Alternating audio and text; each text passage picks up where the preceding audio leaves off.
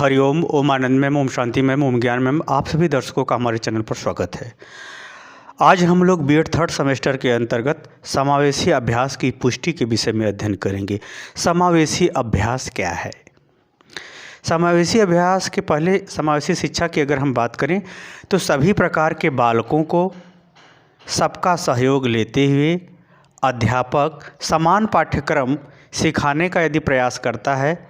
या समान पाठ्यक्रम के अनुसार व्यवहार में परिवर्तन लाने का प्रयास करता है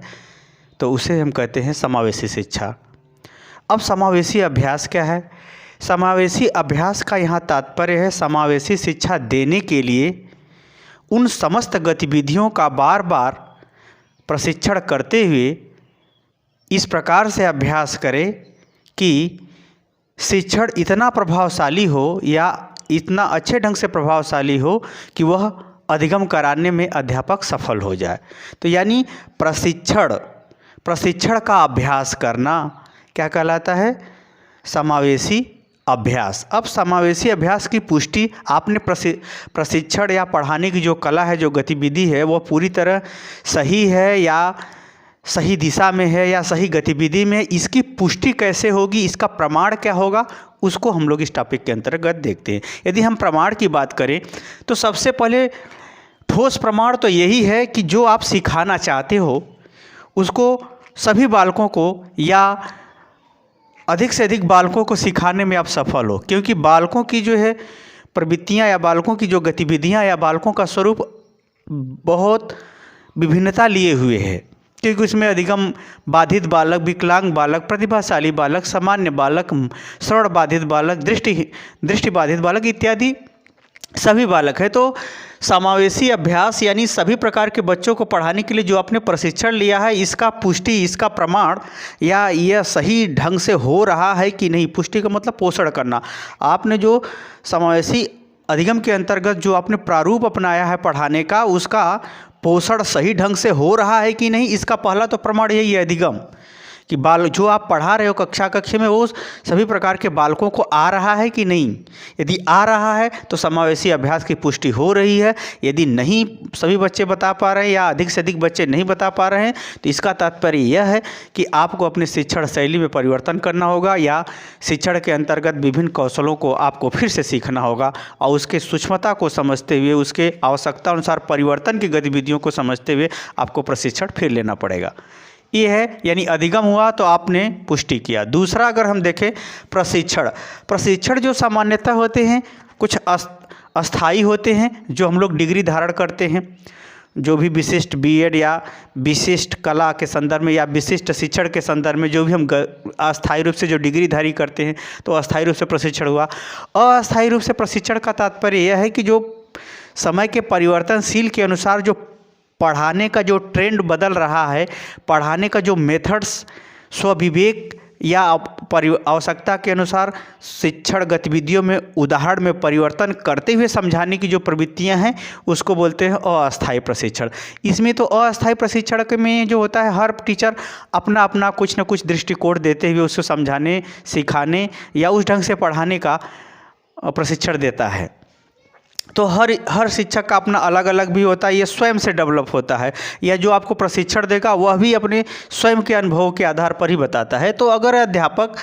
शिक्षण प्रशिक्षण में अस्थायी और अस्थायी गतिविधियों का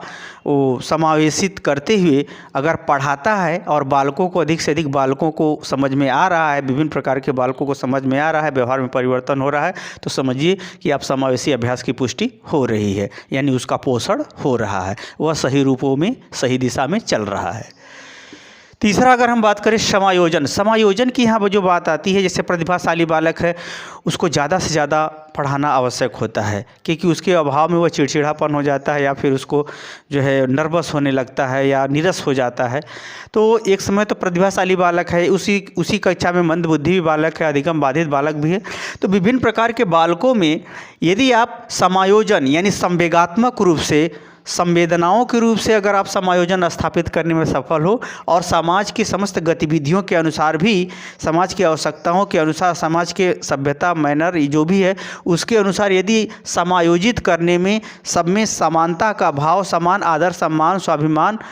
इत्यादि का भाव यदि आप डेवलप करने में सफल होते हो, कक्ष में या सामूहिक रूप से कक्षा लेने में अगर आप सफल होते हो, तो समझिए कि समावेशी अभ्यास की पुष्टि हो रही है। क्योंकि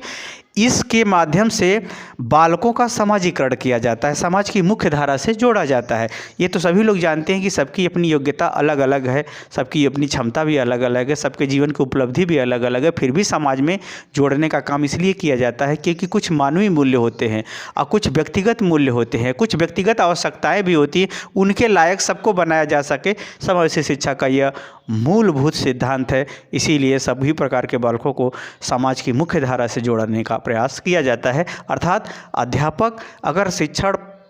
के माध्यम से संवेगात्मक और सामाजिक दृष्टिकोण से सभी बालकों को समाज की मुख्य धारा से जोड़ने में सफल होता है, तो ये समझिए कि यह समावेशी अभ्यास की पुष्टि हो रही है। चौथा है आत्मनिर्भरता। आत्मनिर्भरता का यह तात्पर्य है कि विभिन्न, जैसे विकलांग बालक है, मूक बधिर बालक है, या अधिगम बाधित बालक है, या फिर बहुविकलांग बालक है, जितने भी विभिन्नता लिए हुए सभी प्रकार के बालक तो शामिल होते हैं। उन बालकों में अगर अध्यापक उनको आत्मनिर्भर बनाने का प्रयास करता है, आर्थिक रूप से आत्मनिर्भर बनाने का प्रयास करता है, यानी उनको शिक्षण प्रशिक्षण उनकी योग्यता क्षमता के अनुसार सिखाने में सफल होता है, जिससे वो आर्थिक रूप से आत्मनिर्भर हो जाते हैं और अपनी दैनिक की दिनचर्या को पूरा करने में यदि वो सफल होते हैं, आत्मनिर्भर होते हैं, तो वो समझिए कि उसने, अध्यापक ने शिक्षण के माध्यम से कक्ष में समावेशी अभ्यास की पुष्टि करते हुए उस बालक को समाज की मुख्य धारा से जोड़ दिया, यानी समावेशी शिक्षा का उद्देश्य सफल हुआ, यानी समावेशी शिक्षा को पुष्ट कर दिया।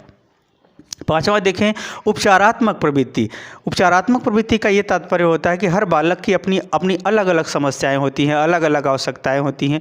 उनमें विभिन्नता के कारण से ऐसा होता है, उनमें जिज्ञासाएं भी अलग अलग होती हैं, रुचियां भी थोड़ी भिन्न भिन्नता होती। तो अध्यापक यदि बालकों की व्यक्तिगत समस्या और आवश्यकता और दृष्टिकोण, योग्यता, क्षमता को देखते हुए अगर उपचारात्मक यानी उनकी रुकावटों को दूर करने का प्रयास करता है और उनको व्यक्तिगत रूप से ध्यान दे करके आदर सम्मान देते हुए उनकी समस्या आवश्यकता को पूरा करने का या